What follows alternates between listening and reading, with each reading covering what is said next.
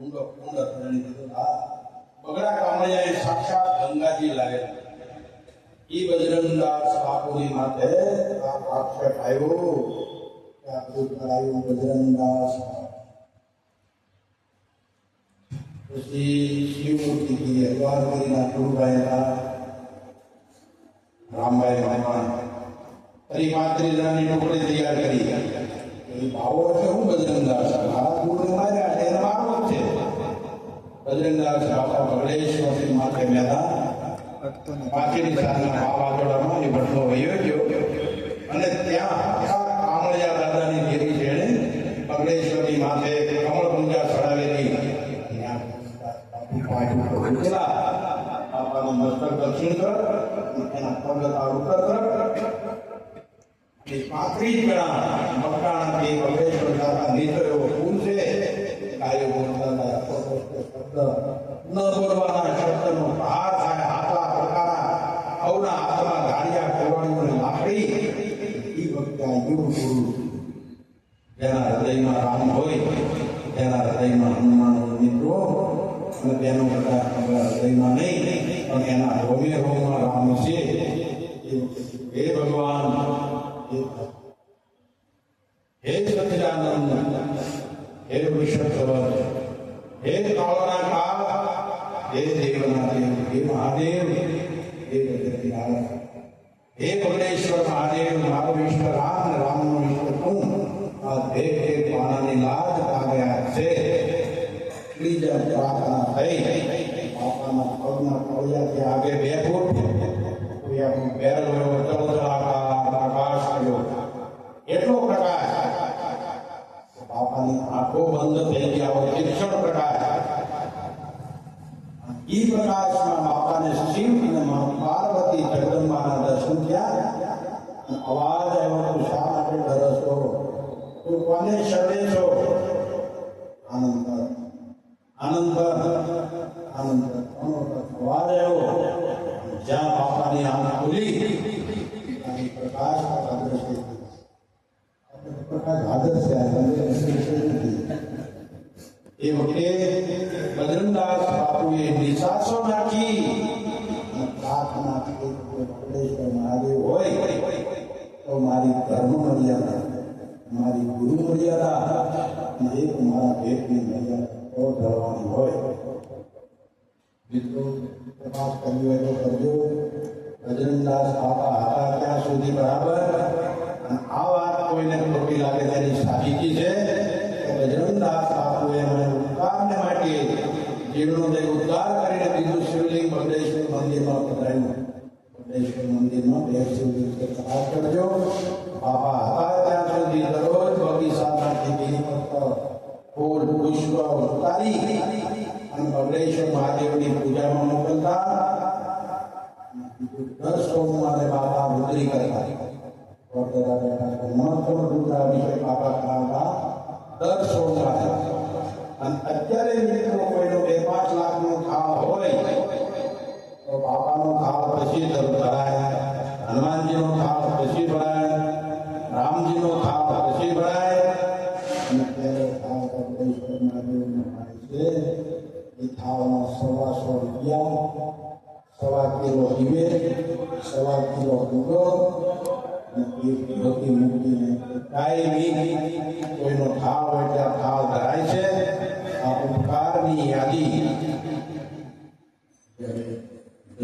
બેઠા હોય પ્રકાશદાસ બાપુ એટલે પડકા બાપુ, હિન્દીમાં બોલો ને પડકા કરતા નહીં તો અને એની ક્ષમતા યાદ આવે છે. મંદિર દાદા કહેતા કે ભાઈ ભગવાન ફેરી બધું કરવા છે, સામાનમાં શાંતિથી ભોજન કરો ને. સાધુ તેરો સંગડો નહીં છોડું મેરે લાલ મેરા દિલમાં તું તો લાગી રે વૈરાગી રામા જોયું મેં તો જાગી હોગી. કપડા બિરંગ્યા મેરે ભાઈ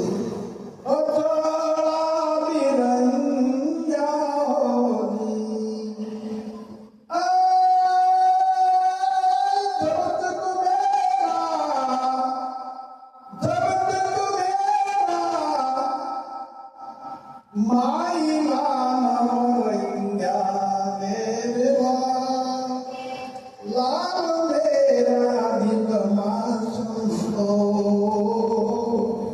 લાગી રે વૈરાગી રામ જોયું મેં તો જાગી હોવી. પ્રકાશભાઈ પૂજ્ય મોહનદાસ બાપાએ ધોતી બની છે પ્રસાદીમાં વગેલા ઘી માથે ચડાવી સમૃદ્ધિમાં હાથ કર્યું. શું દાદા અત્યારેથી કઈ પહેર્યું નથી, એને કોઈ આપ્યું નથી, બરોબર. પણ આ બે મિત્રો અત્યારે જે બેઠા એને જો સમજાતું હોય તો સૌરાષ્ટ્ર કાઠિયાવાડની ધરતી ઉપર ભાવનગર જિલ્લા મહુવા તાલુકામાં સોરઠિયા વણિક સમાજની બે આયતી છે.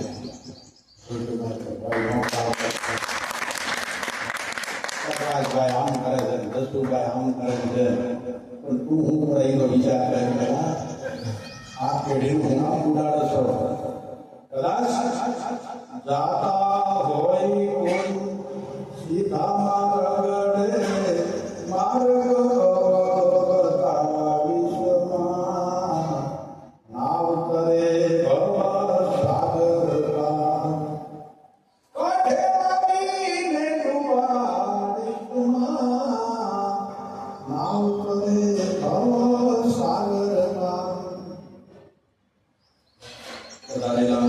પ્રથમ અમારા બ્રહ્મદેવતાઓ અને જેને રસ નહીં, શોખ નહીં, આડંબર નહીં,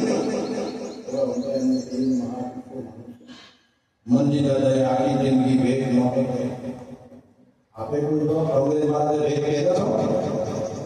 છેવટે 3 દિવસ અગાઉ સંન્યાસ લીધો મૃત્યુ પહેલા. લોકોએ કીધું સંન્યાસ વિના મુક્તિ નથી.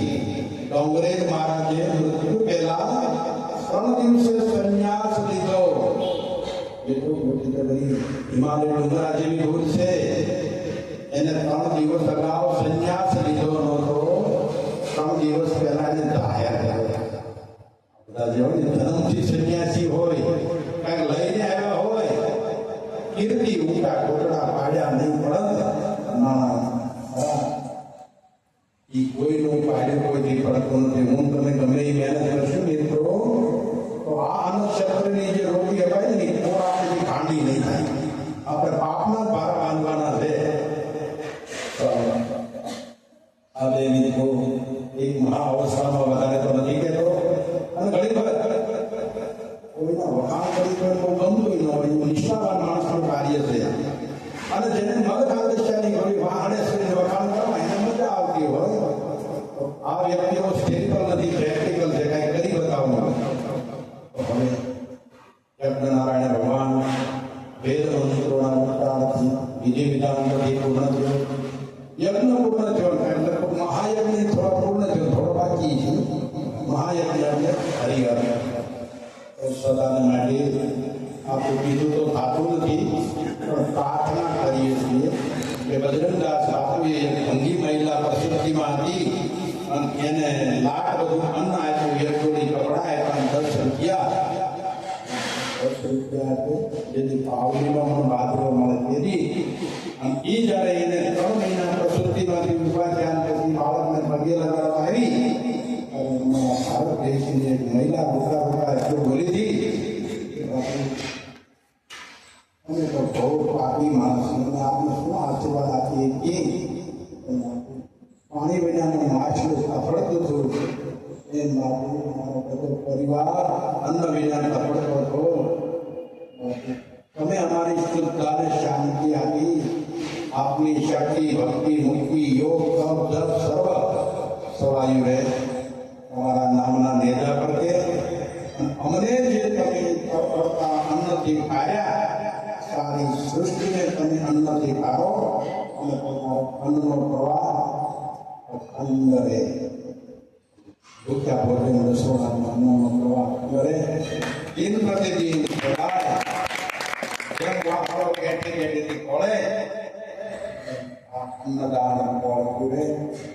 બજરંગદાસ બાપુએ એક પરિવારને અન્નદાન આપવાથી ભગવાનની કૃપાથી હોય બાપુ જેવી ગતિનો પાનો હોય તો એને એક લોકોને અન્ન મળે છે પોતાના એવી રીતે આશ્રમોમાં અન્નક્ષેત્ર હાલે છે આશ્રમના દરવાજાની અંદર આવે ને પ્રસાદ લઈએ અહીંયા ખબર મેં નવીન જોયું કે ટિફિન ભરી દેવાનું વિદ્યાર્થીઓ હોય એમને ઘરે કોઈ વૃદ્ધ હોય એમને પણ આપવાના મહાસત્ર કહેવાય અને કાલે હું જયારે આવ્યો મને બધું આ ભૂખ્યા ભોજનનું રસોડું છે ખંડણીઓ લઈ મનાના કારણ મને પણ મારો નરસિંહ મહેતાની હવેલી હોય એવું લાગે ભાઈઓ બહેનો બાપાઓ અને બીજું ભાગ્યશાળી હોય એના વર્ણન થાય મહાભાગશાળીના કેમ કરવા અમારે વિનયભાઈ આજે જેમનો જન્મદિવસ લગ્ન દિવસ ભાવને કર્યા આઈસ્ક્રીમ ભાવને જમાડ્યો તો બધા ભોજન અન્નપૂર્ણા મંદિર અન્નપૂર્ણા ધામ વિશ્વાસ કરે આવકને બધું ધોમ આવે એમ તો કહું છું પણ એના કરતા હું પહેલા એ કહું છું કે જે દસુ દાદા હલાવી રહ્યા છે